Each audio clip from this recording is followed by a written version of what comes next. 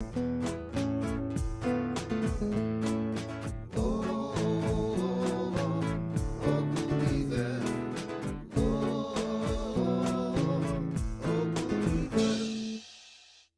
start by introducing me, because everybody has already seen Mrs. Gulliver, but they haven't seen very much of me. So I am Erga Netz.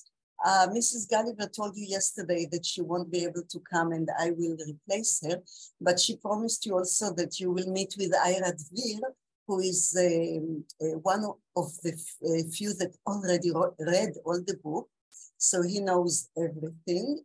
And he's also a very tough critic, so I'm very curious to know what Ira will tell us, what he thinks about it. Hello, Ira. So good to see you sitting on the beach.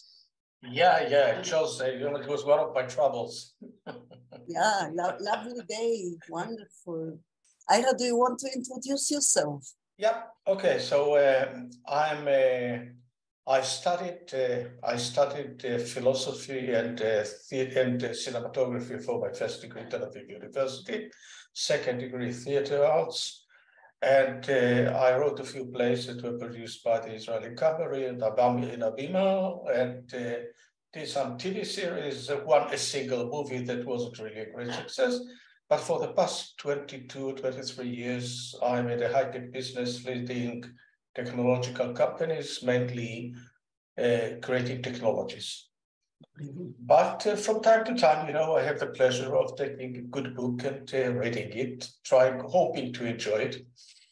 And when I ran into, since I knew your name and you personally from a long time ago, when I saw Gulliver, I said, well, this is interesting. This is really intriguing. What is it about? And when I started reading it, there were a few turns. Now I can say that after reading the full book, I find it really amazing that you managed to actually write two books at the same time.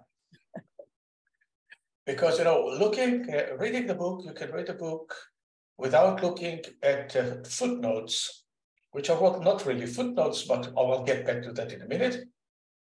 You can read the book and have a very nice book, sort of spin-off, a very original spin-off of Mrs. Gulliver, who is hardly mentioned in the book of the travels as we know them by Jonathan Swift. Well, actually the wife is being mentioned in Swift's book by her name once only, and there are something like 30 mentioning of the word wife in the book. And one of them is terribly insulting in the way saying, well, I had to go back to, I don't remember the exact word, but something like meeting this disgusting creature. Yeah. So, and that's it. There was no woman there. Now, Gulliver comes from a completely different point of view, something that most of the spin-off of Gulliver's Travels never did, because everybody was following more or less in the footsteps of Swift. So that was the first thing that intrigued me about the book. And it was written in such a lovely way with a lot of humor, inserting some Hebrew words which were quite funny here and there, like, getting him to be a shin bet person, or getting the chief priest to be shum klum, which in Hebrew shum klum means nothing at all. And so there was, but reading the book as is a very fluent, funny, very erotic in times, sometimes pornographic, not too pornographic, but a bit pornographic, and very easy to read, very nice, but between the lines, you can feel the feministic and moral, so to say, author behind it, understanding that this is not really what the meaning was. There is much more to it than just a funny book. And on the other hand, you can read all the footnotes without even getting into the book itself. And then you get the real intention of the author. And I'm a guy that reads papers, and I'm quite familiar with what's going on in the world, the injustices and the terrible conditions of many nations and people around the globe. But I must say that I was struck with quite a lot of the footnotes with data that I wasn't really aware of. You know, like if I take statistics of women dying between the ages of 20 to 34, fertile women. You know, I never expected the statistic to be so different from countries in today's world. And there are so many things that have to do, and I think this is one of the things that probably I'd recommend everybody not to skip a single footnote. First of all, it's not a book that you finish in a day. So it takes time to read, which is good because it's like a good, in a sense, you know, kind of TV series that takes time to read. You can digest all the data, and I enjoyed it extremely. You know, it was a mixture that first reminded you of my days as a youngster, as a teenager, reading Funny Hill and enjoying every, you know, single sentence there. And from a completely different angle, of course. And you have witness regarding yourself that this is Mrs. Gulliver, this is not you, but I believe, you know, that we writers, whatever we write comes from within. So it's not that detached. I'm now busy writing this, what happened to Gulliver in his second travels. Oh. And I can give you a little spoiler that his wife is actually the one who saved him. She dresses herself as a man. She poses as a sailor. She kidnaps a ship, and she goes and she saves her. The funny thing that I'm doing now, I'm reading it in parallel to Gulliver Travels, the original one. So I said, well, now this is another level of reading, and I found it quite interesting that the language you are using there and the structure of the chapters is actually identical to what Swift is doing, and including the preface and the letter to the publisher. So this is, as a matter of fact, you were very loyal, you know, to the original in the structure and the language, and of course the satire, because Swift was very critical of the English. Yeah. Of course, it was Lilliput, but we all know what Lilliput is, where it comes from. And this, you have a beautiful footnote about Lilliput coming from Lilith, and the put, which is in Hebrew, the word, you know, I really enjoyed it, and I'm very happy that it seems that you had fun for quite a while writing it. Yes, indeed. It took indeed a long time because I also did it with some stops because of my other projects. But, and I went to a few residencies, which was fantastic. So I could really focus and study, and it was really a great experience writing it because of the learning. I guess you had to do a lot of research. Yes, yes. And I found it really amazing. It was very interesting to do the research. I remember hardly anything of it, but at least it's all in the book. But you know, in our age, you are entitled to forget. Yes, yes. Indeed, I look forward to focusing on the second book.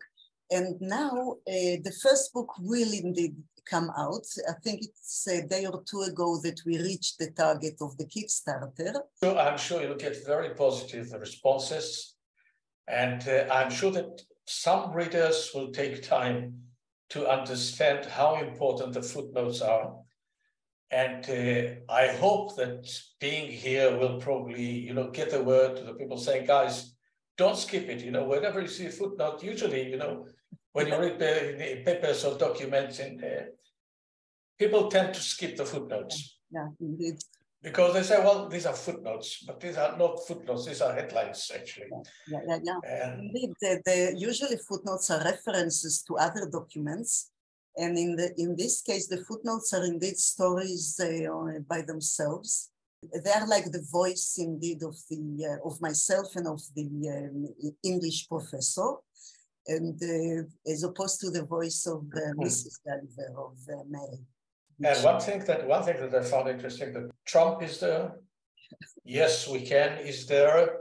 And I like the fact that even with the footnotes that are very serious, you tend to, in some cases, end them with some kind of humoristic ending, putting a punch to them. Yeah. Indeed, my conclusion of the message is that we live in such a mad world that all what's left for us is to laugh and to love each other. Yeah, I think that, the message, there's something more about it, about the family, that is there. That when you read it, I consider myself a family guy, not in the sense of the series, but I think families probably, with the age you learn that with all the noise around it and career and achievements, this is all some kind of beautiful cellophane, which is rather empty if you don't have the real thing with the people that you really care about. And I think that this is one of the things that is very clear about this book. There is something about Mary that she's really a lovable woman, and she loves people around her. And I think this is a beautiful achievement, because when you read Gulliver Travels, Gulliver is not a lovable person, not at all, far from it. And I think this is also one nice achievement, because she's so human. And frankly speaking, I think that this is good. This is good material for probably a TV series. I don't think everybody will do it, because, but this could definitely be a good basis for a TV series. Fantastic. Well, we are waiting for the offers. Well, thank you so much. So I wish you luck. So I wish you luck with the next book, because there could be 4 books, right? It will be 5 in the series. The 5th book will be about Mrs. Gulliver and myself and our adventures together. Well, I'm waiting for the 5th. You can start with the 5th, after the 1st, and then complete the rest 3, like they did with the Godfather. Yeah. So, yeah. Think about it. Think about it. Yeah, I will. I definitely will. Yeah. Great. Thank you so much, Ira. It was lovely. My pleasure. 15 minutes with you. I think tomorrow Mrs. Gulliver will come and tell us and read to us some from her book. And hopefully we will have many, many readers of this book. It will be wonderful. Okay. So good luck with the next episodes and the next books. And it was my pleasure. Thank you. Have a great evening.